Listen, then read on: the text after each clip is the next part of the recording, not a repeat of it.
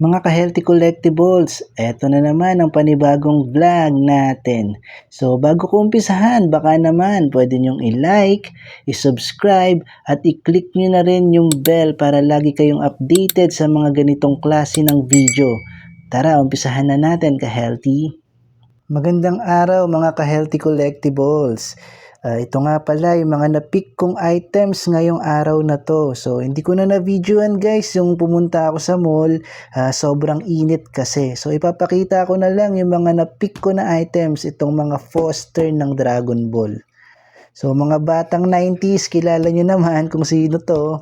So ako kasi di ko natanda, pero ito si Goten to. Si Gohan, si Goku, si Broly. Ito kapatid to ni Trunks. Ito kamukha ni Master Pogi oh.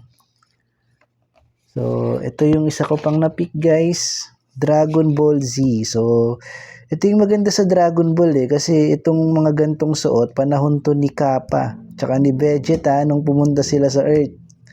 So ayan oh, bata pa si Gohan, si Krillin nandyan, si Piccolo. At eto guys, tingnan nyo.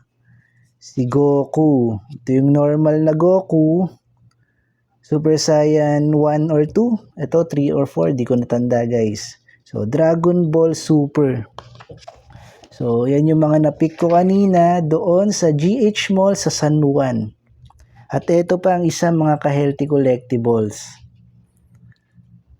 Poster ng One Piece. So, alam nyo ba kung ano yung special dito guys sa poster na to? So, kung makikita nyo naman, nandyan yung mga main cast ng One Piece. Nandyan si Luffy, si Zoro, at saka si Sanji. Pero yung pinaka talaga na maganda rito sa poster na to, meron silang autograph guys. Autograph ng mga nag-voice over na Pilipino dito sa mga anime character natin guys. Ito si Rafael Miranda, Tagalog voice of Vismoke Sanji. So siya yung nag-voice over kay Sanji guys. Ito naman kay Luffy, ito yung nagulat ako kanina nung tinatanong ko dun sa store representative ng Calico Toys na babae palas, yung nagvo-voice over kay Luffy, si Candice Arellano. Yan o. Ganda ng pirma guys oh. So, shoutout nga pala sa Calico Toys guys. Very approachable yung mga store representative nila doon. Ang babait.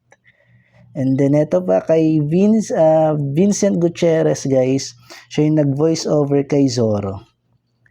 So, kaya ako nagustuhan din tong poster ng One Piece na to guys. Kasi meron siyang supporting na video na sila talaga yung pumirma nito since galing to sa Calico Toys Shop na matatagpuan sa Green Hills Mall 4th floor.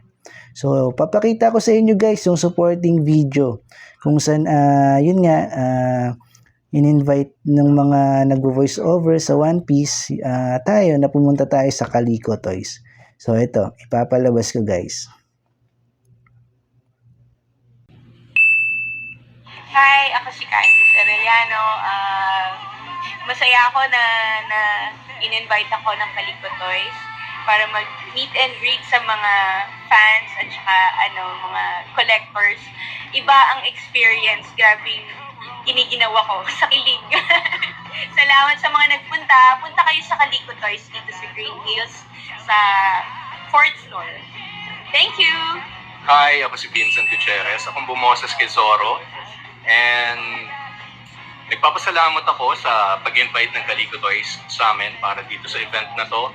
First time kong ginawa to and grabe, napakasaya at nag-enjoy ako sa na-meet yung mga tao na ang dami-dami palang may gusto sa anime, mahilig sa anime. So, punta lang kayo dito sa Calico Toys, dito sa 4th floor sa Green Hills. Maraming salamat! Hi, ako po si Rafi Miranda.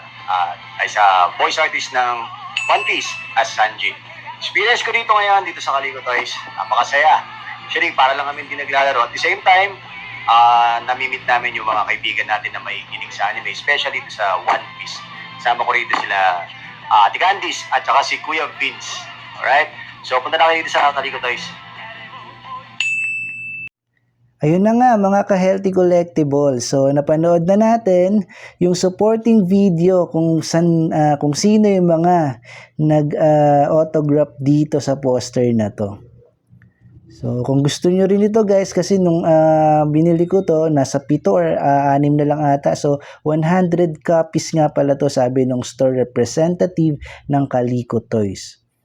So kung ikaw, kung bagong collector ka pa lang o gusto mo rin mangolekta ng ganito, so very rare na siya guys sa susunod pa na taon. So 100 lang na copies yung meron ito, na merong mga pirma na Pilipino na nag-voice over sa anime character na One Piece.